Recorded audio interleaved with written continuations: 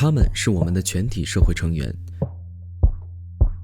其中他可能是你的 idol， 来自于娱乐圈、体育界、文艺界、科学界的某明星，一举一动备受瞩目。他可能是某政府高官，肩负着行使公权力的重要社会职责。他可能是某刑事案件的通缉犯，大街小巷全是带有他照片的通缉令。他们被我们称为公众人物。公众人物这一概念最早起源于美国划时代的案例——沙利文诉纽约时报案。1954年，美国联邦最高法院作出判决，宣布美国南方盛行的种族隔离制度违反美国宪法的平等保护原则。此后，美国南方的黑人民权运动风起云涌，热火朝天。为了扩大影响，1960年3月29日，黑人民权领袖马丁·鲁德·金等4名牧师联络64位著名民权人士，购买了《纽约时报》的一整版篇幅，刊登了题为“请倾听他们的呐喊”的政治宣传广告。这幅广告猛烈地抨击了美国南方各级政府镇压民权示威的行径，尤其是阿拉巴马州蒙哥马利市警方的暴力镇压行为。沙利文是蒙哥马利市的民选市政专员，负责警察局。他看到这则广告后，发现广告中有个别细节不够真实，决定起诉《纽约时报》，称其严重损害了他作为警方首脑的名誉，犯有诽谤罪，求偿50万。《纽约时报》不服，坚持对抗，官司一路打到了州最高法院，进而是美国最高法院。美国最高法院作出最后的历史性判决，其中心思想是：沙利文作为警察首脑这一公共官员，他应当忍受新闻媒体合理范围内的信息披露。后来，这一概念被扩大到其他行业，公众人物的概念由此产生。你的 idol 作为公众人物，到底能不能被偷拍？其问题的实质究竟是什么？王菲给了我们答案。已经完全办妥，跟你有什么关系啊？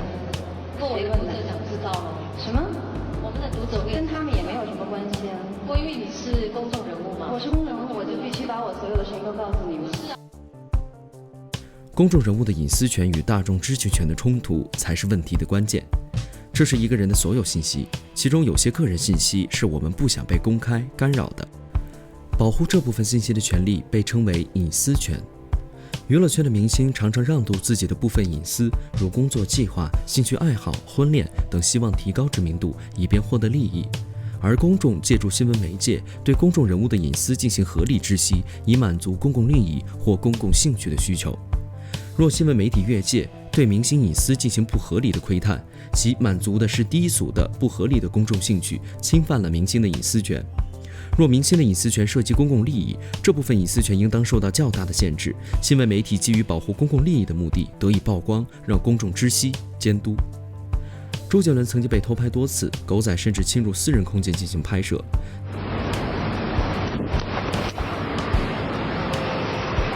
我爸督你要干嘛？可是你请你不要这样。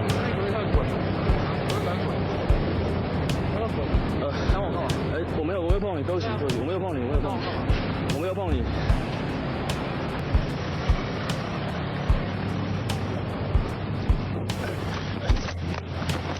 TFBOYS 被私生饭持续困扰，私生饭们安装跟踪器，调查酒店位置，甚至冒充保洁人员进入房间搜寻东西。去，拜拜，晚安，好好休息，请洗吧。那时候临走之后，粉丝就是买通保洁，然后穿保洁的衣服进我们房间里面收东西啊，就看我们扔，我们输了之后那些粉丝就不要再。陈冠希带孩子出门偶遇斗鱼主播，礼貌回应后，主播穷追不舍。嗨，陈冠希老师，可以跟你合个影吗？跟小孩子一起好不好？啊，我跟你单独合作。刚跟你讲了什么？啊，听到我讲话吗？陈冠希老师骂人了，我没那个意思，我在这边待很久了。礼貌就不会转过来笑，好不好？我笑我。Hello， 你们好。你在街上下次碰到我这样的反应，我就会这样。你们看到吗？10万，我的微博有3000万人呢，你想怎么样啊？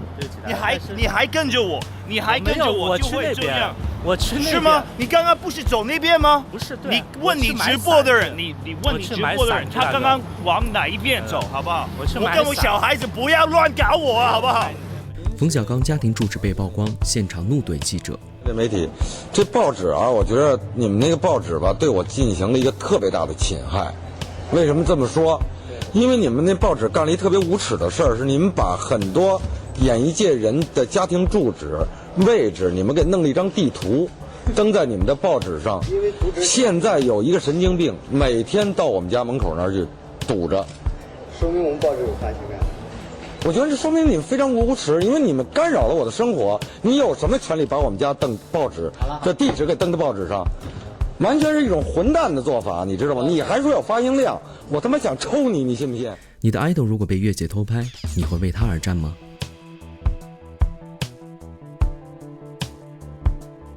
感谢您观看本期节目。